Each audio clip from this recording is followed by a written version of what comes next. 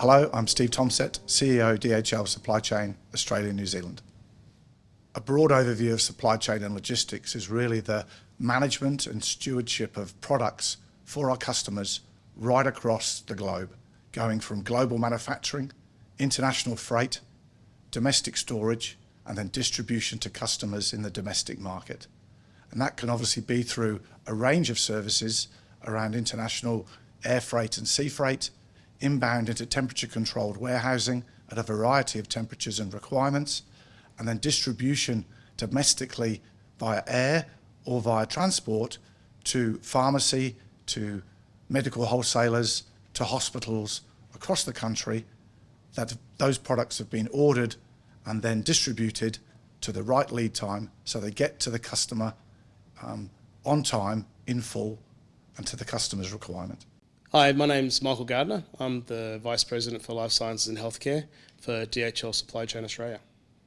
The medical device industry and healthcare in general is a very, very complex business. So to onboard a new customer into DHL Supply Chain requires a significant amount of work leading up to the implementation of any new business in our DHL Supply Chain world. And what that means is that you're going right deep into the customer's operation that's not sitting in your warehouse today.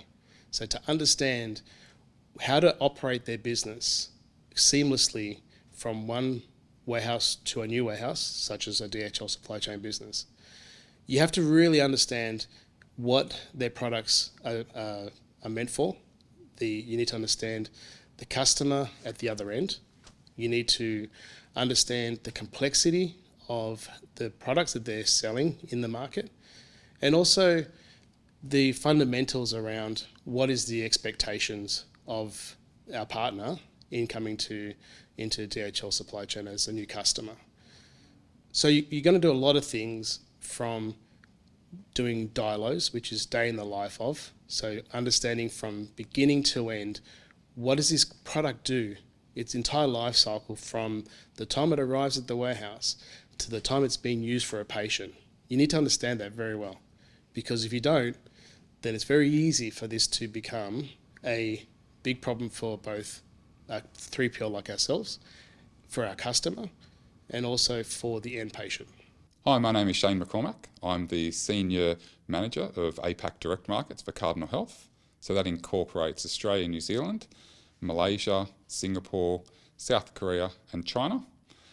And Cardinal Health, we're a global manufacturer and distributor of medical and device products. When the product arrives into Australia and it's been cleared by customs, whether that be sea or air freight, it gets delivered to our ANZ National Warehouse, which is based in Sydney. From there, we store the majority of our products. Approximately 90% of our stock is stored there permanently, and we replenish our other warehouses based in Perth and New Zealand. To get the product to the customer, Australian process is that we have DHL supporting us to process orders, deliver them down to the warehouse for those orders to be picked, packed and dispatched and delivered to the customers. That customer base could be a variety of different customers, including wholesalers, distributors, private and public hospitals. Workforce is a challenge within Australia, and manufacturing workforce is certainly a challenge, and the cost associated with that. Availability of infrastructure within Australia, and we're a big distance from where a lot of raw materials are actually manufactured. So all of the products that come into Australia are finished goods. What that means is that they are complete and ready for patient use. Within Australia, we need to adhere to certain guidelines, whether it be around quality, but also regulatory requirements to make sure that the products are safe to be used and registered for use within Australia. We provide logistics services to Cardinal Health, but on top of that is our back office solution. So in our logistics services, it's warehousing, so bringing product into the country that they procure through their channels into our facility. Then we have a range of orders that come to our warehouse that we will pick, pack and dispatch out to their respective customers that they've chosen to sell in the market. And then from there, we will deliver that to those respective locations via our transport network. On top of that, we have value-added services that sit on top of the core 3PL functions such as warehousing and transport. And that includes providing space for Cardinal to do their service and repairs within the facility, to get access to the products that come back and use some of their products to refurbish and to maintain their equipment as well. So that keeps it within the same facility, which makes it more efficient and economical for them. On top of that, we provide back office services. And what that means is to provide a customer service interface, accounts receivable interface with the end customers. So we will have our team working on behalf of Cardinal as what is typically called a 4PL service. And a 4PL service is providing more than just a 3PL, which is the warehousing and transport, and going deeper into their organisation by providing effectively the ERP for them to manage their customers through us. It's a complex supply chain. Within Australia, we bring all of the products into our market from overseas, and similarly for the other countries around APAC as well. What that means is that we have a strong relationship with our partners locally. That incorporates freight forwarding, customs clearance, transport, warehousing, and in the relationship that we have with our logistics service provider, they also manage customer service and accounts receivable for us. We are moving towards a more digital framework, and by doing that, we need to recognise that we also need to change the way that we also operate and look at information. Everything's changing, and we have to start adapting to working with data in different ways. The changes that I'm seeing in the supply chain now and what I'm seeing that's coming in the future, there is elements of new products that are being launched which require very, very different supply chain elements, and those are still being developed today. So there's not one product out there right now that has a complete supply chain enabled feature that will deliver that seamlessly end to end. There's definitely many elements that already happen, but pulling that together is something that's changing very quickly. So what we're seeing in the specialist pharma environment is products becoming very bespoke to patients, and cell and gene therapy, viral vector type products and biologics are definitely a growth area for the pharmaceutical space. And in the medical device or medical consumable space, with what we've seen after the pandemic was a huge bow wave of product coming into the country as a reaction to COVID, which is typically what was going to happen, and that happened across all of our industries that we saw in supply chain. But what we're seeing now is clearly a pulling back from that to manage inventory levels within the country, responsibly by our partners. But then what that challenge is creating is, there is pressure from all throughout the supply chain. So from manufacturing, from procurement processes within the country and expectations around what those prices need to be, the pressure on 3PLs. What are we doing to reduce our cost to offset the challenges that come through by having further challenges on price? So when you add all that up together from a medical device perspective, the first thing that comes to my mind is resilience. So resilience for me is not about being able to get through something in its own.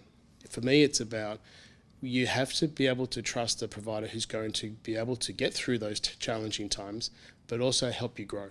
And how you grow is, from my perspective, is digitization, automation, and trusted partner. So those three elements help give confidence and trust to our partners when we're talking about these big challenges that are coming to our partners around cost. Cost is a big factor when we're talking about supply chain. We might not feature as the biggest percentage as their total cost in their P&L, but when you look at suppliers, we would be one of the largest ones as a percentage of their spend when you look at what they pay suppliers.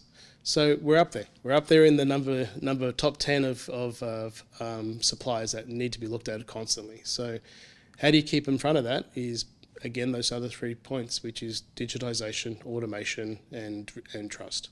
What we're focusing on as an organisation around communication and transparency, not just internally but with customers, with suppliers. We work closely with DHL, and how we can get the right data to be able to provide that transparency in real time. So investing in data analytics, we've rolled out Kinaxis Rapid Response, which gives us end-to-end visibility in real time of what our supply chain looks like and how we can better respond to some of the challenges that we've seen post-pandemic. We consider things that Cardinal Health is doing, such as reducing the amount of single-source suppliers and investing in our business.